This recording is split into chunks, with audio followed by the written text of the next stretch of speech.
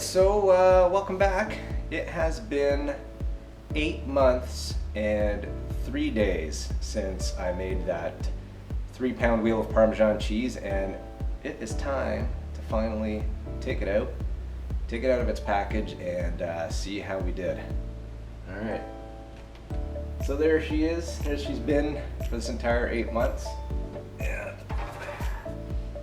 we are ready to try this out.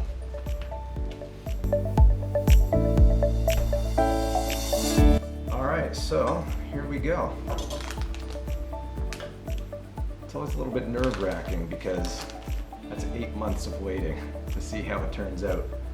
And you're just hoping that it's going to be absolutely amazing so that I can follow the recipe again and just make a lot more of it. Alright, here we go.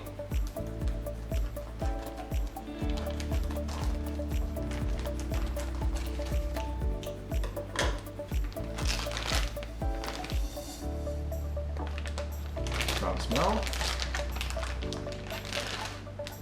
Alright, so cheese itself is pretty dry. There's a little bit of moisture on the outside, not too bad. Only a couple of small, tiny little spots of blue mold, which is totally normal, but yeah, didn't spread, hasn't gone into the cheese. The cheese itself is very firm and well, hard, because it's supposed to be hard Italian cheese. So, all right, let's just zip that off and zip that off. Let's see what we got here. So he's gonna cut the wheel in half. Good resistance.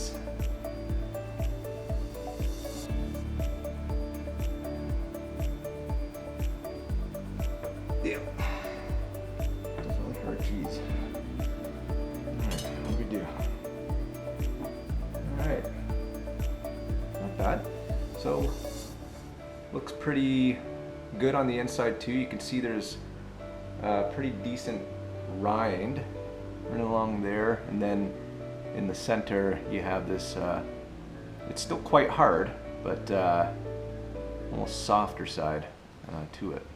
Alright, so it looks pretty good. Smells good. But, obviously, tasting is going to be the most important part. So let's take a small sliver here and see what we got. Alright, moment of truth. Here we go.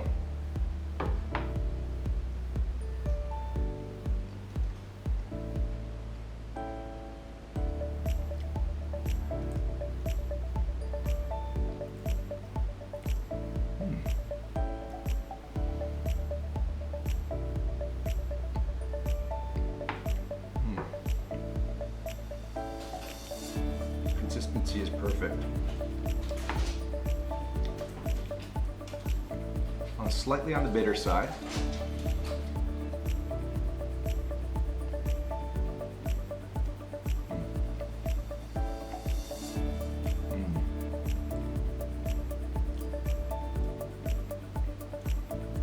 Yeah, gosh, that tastes just like Parmesan cheese tastes when I buy it from the store, so I'm actually very pleased with this. Because that's just slightly on the bitter side, so the next time I try it, I'll maybe go towards reducing the bitterness just a little bit. But, oh man, yeah, for all intents and purposes, that is a good Parmesan cheese, a good homemade Parmesan cheese, especially.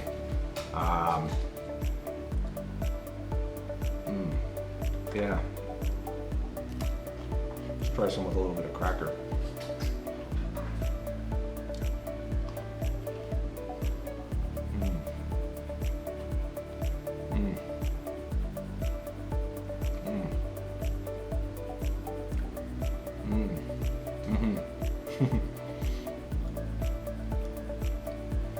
That is good. You know what? This came out great. The first time I made Parmesan-style cheese, it got badly infected on the outside with blue mold. And the lingering taste of blue mold never went away, even after I washed and scraped it off. That was kind of all you could taste, a very strong, overpowering taste of blue mold, like you have in blue cheese. So on this cheese, I went straight from air drying to vacuum sealed and just left it vacuum sealed so that the blue mold didn't have a chance to form. And I'll tell you, yeah, that was a vast improvement. This is a really good Parmesan cheese. So I think what I'm gonna do is I'm gonna take half, so about 1.5 pounds here, and I'm gonna quarter it, or maybe eighth it into smaller packages. And the rest of it, I might put back in the cheese fridge for another few months just to see what a few more months of aging will do to the recipe. At least half or maybe a quarter of this whole thing. Just to experiment with it, see how that goes. But yeah, for now, I think I've got myself a good hard Italian Parmesan-style cheese recipe here. And yeah, well, thanks for coming along with me on the Parmesan cheese journey, and we'll see you next time.